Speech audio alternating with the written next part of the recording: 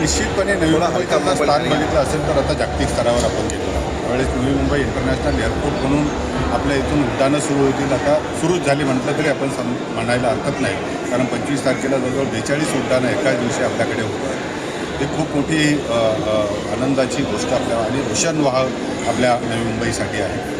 आपल्याला जर बघितलं असेल तर आत्ताचं जे नवीन कन्स्ट्रक्शन होतं त्या कन्स्ट्रक्शनमध्ये आपल्याला ग्रीन टेक्नॉलॉजी, सस्टेनेबल डेव्हलपमेंट याच्याकडे जास्त विचार केला पाहिजे. आपल्याला वॉटर हार्वेस्टिंग केलं पाहिजे, आपल्याला एनर्जी कन्झर्वेशन केलं पाहिजे. त्याच्याचबरोबर आपल्याला जो विंड आहे, विंडचा सुद्धा वापर आपण जास्तीत जास्त केला पाहिजे. कन्स्ट्रक्शन टेक्नॉलॉजीसुद्धा जी असेल, त्या जर बघितलं असेल तर आपल्याला टेम्परेचर, आपलं तापमानामध्ये वाढ होते. दुसऱ्या बाजूला आपल्याला एअर क्वालिटीचे इश्यूज येतात. त्यामुळे आपल्याला विकासाबरोबर आपण एन्व्हायरमेंटलासुद्धा तेवढंच प्रोटेक्शन दिलं पाहिजे आणि सस्टेनेबल आणि ग्रीन डेव्हलपमेंट हे BNM यांनी स्वीकारली पाहिजे, असं मी त्यांना आग्रहाची माझी विनंती राहणार आहे.